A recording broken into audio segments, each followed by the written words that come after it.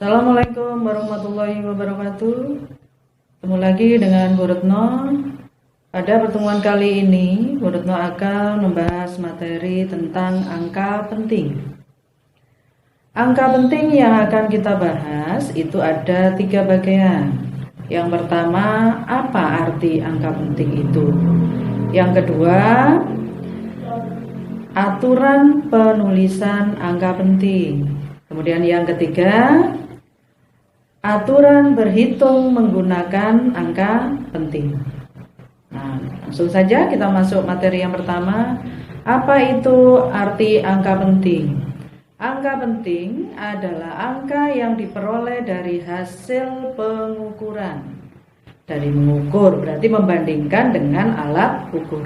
Tetapi kalau kita hanya berhitung 1, 2, 3 menghitung jumlah siswa misalnya, itu berarti bukan angka penting. Angka penting sendiri ada 2, yaitu angka pasti dan angka taksiran. Angka pasti adalah angka yang sudah pasti nilainya. Kemudian angka taksiran biasanya letaknya adalah paling belakang sendiri.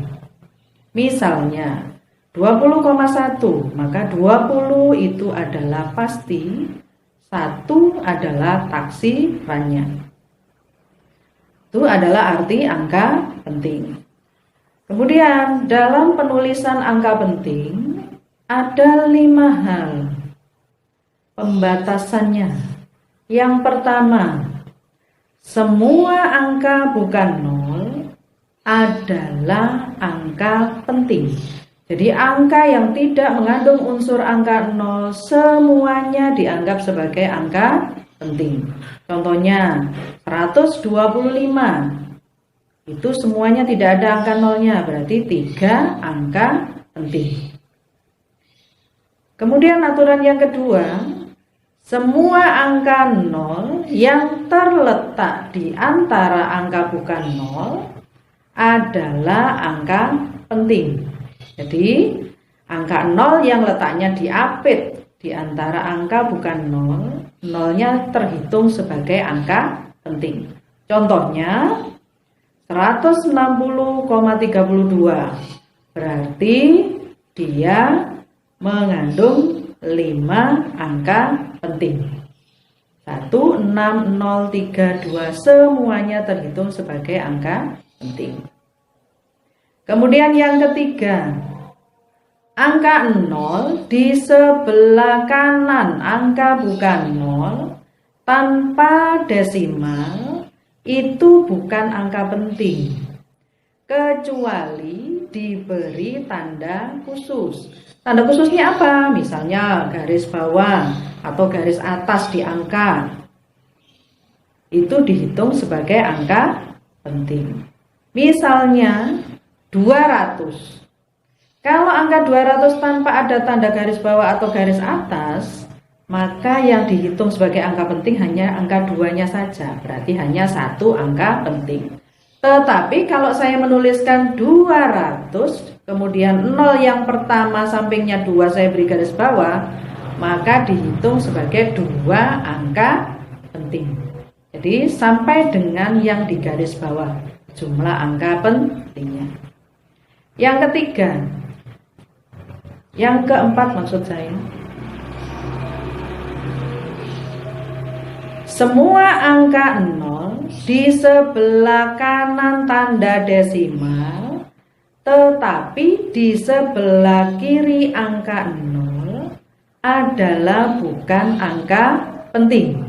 Misalnya 0,052. 0 yang depan tadi itu bukan angka penting. Yang dihitung angka penting hanya 52-nya saja. Sehingga jumlah angka pentingnya ada 2. Kemudian yang kelima, semua angka 0 di sebelah kanan tanda desimal dan mengikuti angka bukan 0 adalah angka penting. Contohnya 2,00. 0 yang di sebelah kanan tanda desimal itu dihitung sebagai angka penting, sehingga jumlah angka pentingnya ada 3.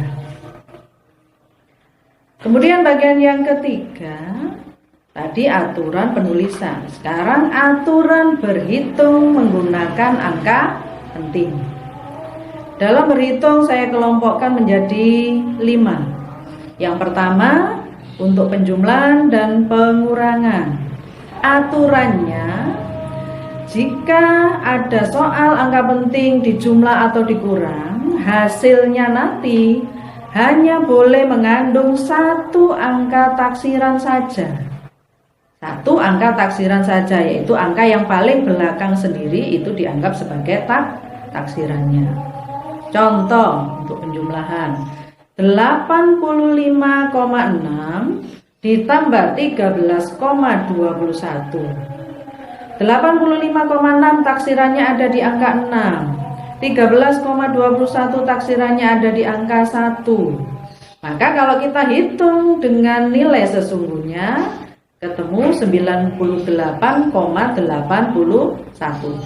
Dan taksirannya kalau kita susun ke bawah, kita tarik di angka 8 dan di angka 1.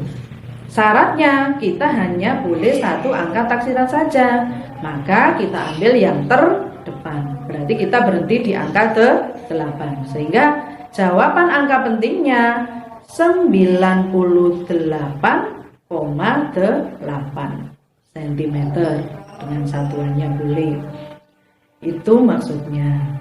Kemudian untuk pengurangan juga sama, kondisinya seperti itu.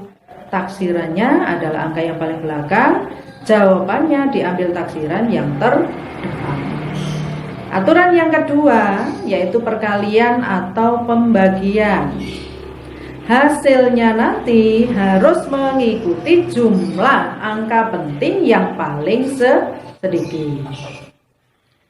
Misalnya untuk perkalian 63,2 dikali 3,5. 63,2 jumlah angka pentingnya ada 3. 3,5 jumlah angka pentingnya ada 2. Berarti jawabannya nanti harus punya 2 angka penting saja. Sekarang kalau kita hitung sesungguhnya ketemu angka 221,20 cm² misalnya. Nah, kalau ini sesungguhnya, padahal kita diminta hanya 2 angka penting saja. Kalau kita hitung semuanya jawabannya sesungguhnya, nanti kita peroleh 5 angka penting. Padahal yang diminta hanya 2 saja.